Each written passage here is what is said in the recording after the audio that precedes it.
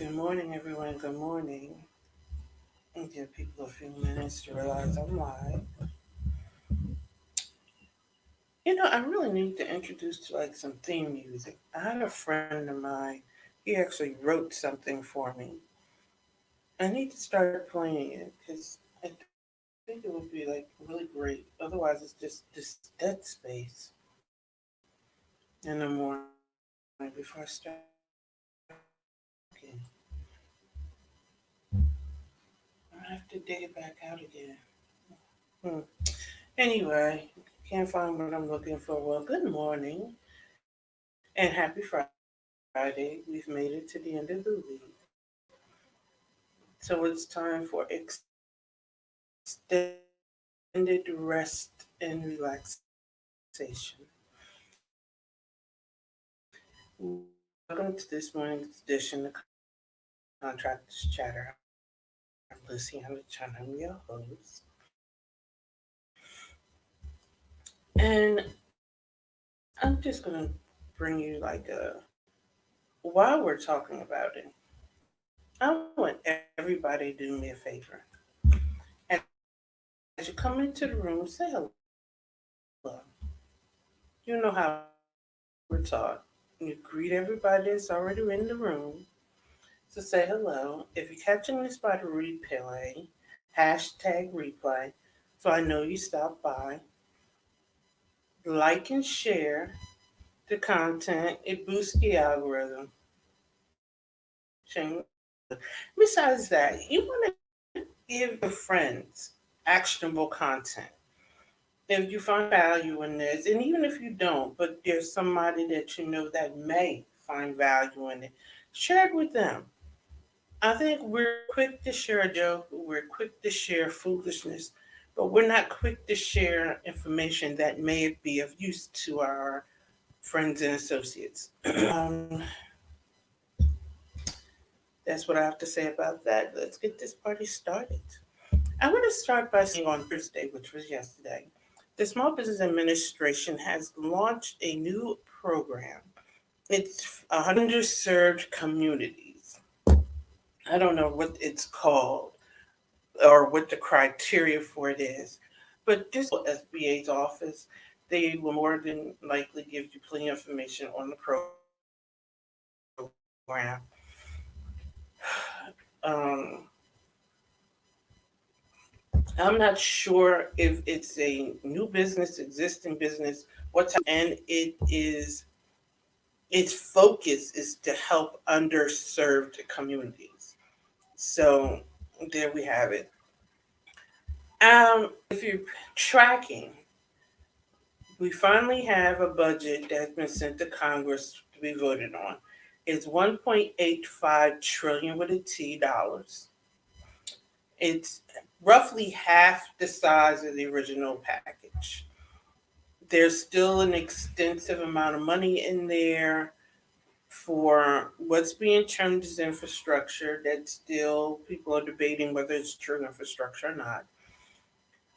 There's still initiative in there to transform our travel and a transfer from energy into like renewable energy. Um, to install electric cars, and it does such to like my issue with the electric car station thing is simply this: does it serve the broader good? How many people own electric cars? Let's start there. Where does that demographic live? I mean, putting electric cars in the middle of rural America does what? And they are farmers. They're not going to have electric vehicles. In the same token, putting it in the midst of a condensed, populated city like Chicago, they don't have electric cars either. I keep saying Chicago, New York, because they're just easy go-to targets because most people know and identify those cities. It's not a slight. But once again, putting electrical charging vehicle stations there do what? So it's an opportunity. If you're an electric company, I will be on the lookout for opportunities related towards installation of these charging stations because they need to be plugged up into the power grid some kind of way. And yeah. Anyway, we're going to watch this go through this Congress and Senate. More than likely, it'll be passed. There's going to be some filibustering, some more shaving, some more negotiating.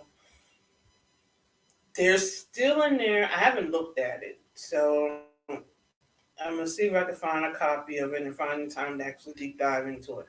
But apparently, it still contains some aspect of the free community college, which I'm bringing that up on this platform from this perspective. Part of that initiative is funding workforce development in a different way.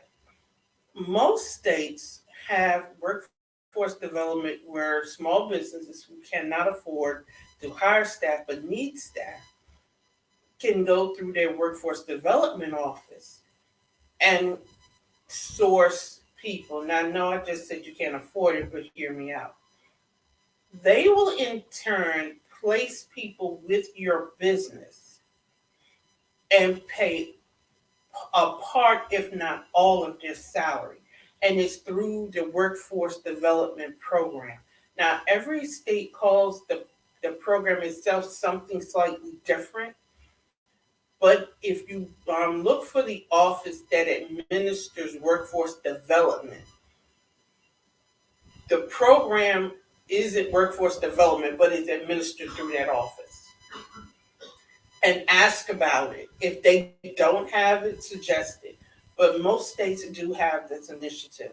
It's a way for the workforce to get experience. It's a way for small businesses to get staffing. I believe it's a 2 or 3 year program. So you can essentially hire somebody for 2 years that'll work for you. They're an employee. That doesn't mean treat them like garbage because all the rules and regulations do apply. I'm not sure exactly of the integral workings of how it works. However, it is an option for small businesses that are seeking to scale and grow. And part of the funding wrapped up in this appropriations bill would fund or continue to fund that initiative. So that's why watching the budget is important. Just an FYI. We are in the middle of the first quarter of the government fiscal year, and we're in the middle of the fourth quarter calendar year. In government contracting, we're kind of tracking in 2 years, fiscal and calendar. I want to say this: we're a couple of days shy of November 1st. Now, you shouldn't have waited until November, however. You need to start reviewing and looking at your taxes, getting your tax records together, getting your books and records together for tax season. With all of the new legislation coming out, it's already been launched. It's more imperative for you to have your books in order. It's more imperative for you to file your taxes in a timely manner than it has ever been before. So to that end, don't do your own taxes if you can help it. There are small business tax professionals out here. Have one of them do your taxes for you. I know I've been tracking one ever since I started my business back in 2014. And she's pretty good. She's pretty knowledgeable. I'm going to see if I can get her to come on the show. Or I'm going to do a special edition of the Chatter, so and see if she'll come on. But yes, this is the time of year that you should be doing. You should have had or in the process of getting your records together for taxes. And with everything coming aboard, you really need to make sure your tax records are straight. But this from a compliance standpoint, and I'm not sure most people understand this. As a government contractor, if you're not filing your taxes, you can't bid on contracts. That's why actually a part of your desk audit. If you're a contractor that is not paying or filing your taxes, you can be prevented from bidding on contracts, and the contract awards can be suspended and or revoked. So keep that in mind. These things are very important.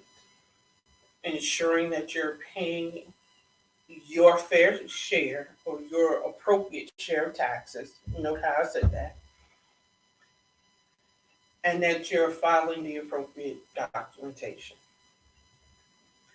As you scale, as you go after bigger initiatives, after you go after larger dollars, you will actually see in those audits, they will ask for your tax documents.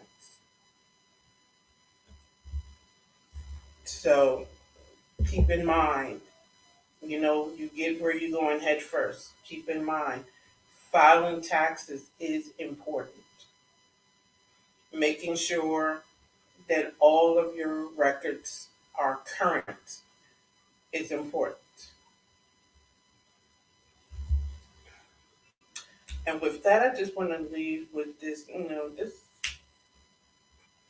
on November 8th, I'm launching my virtual summit, becoming a power partner in government contracting. I have tapped into some of my industry partners, and we have a conversation around what it takes to be a true partner in government contracting. And you would be surprised at what came out of that conversation. Now, registration for the summit is open. You can only participate in the summit by registering. I'm not posting the links, the recordings to the general public. You only get them by registering. And this is a very important conversation to be had if you intend to be successful in government contracting. If you intend to stay in the game for the long haul. If you have been in government contracting and you've just been having difficulty gaining traction. So I feel it's a game changer for me. Registration is open. The link is in the description. Sign up. It's free. And recording will be released each day starting November 8th. And you don't want to miss the conversation. You really don't. There's going to be some insight. This is not the standard, this is how you find an RFP, this is how you write a proposal. No. I tend to I dig deeper than that in the conversations that I have. So just dial in. As something that small businesses do not do enough, especially in the contracting realm, we don't dive in. We need to go all in. We need to take that initiative and go head first and deep dive into it. And with that, have a great and restful weekend.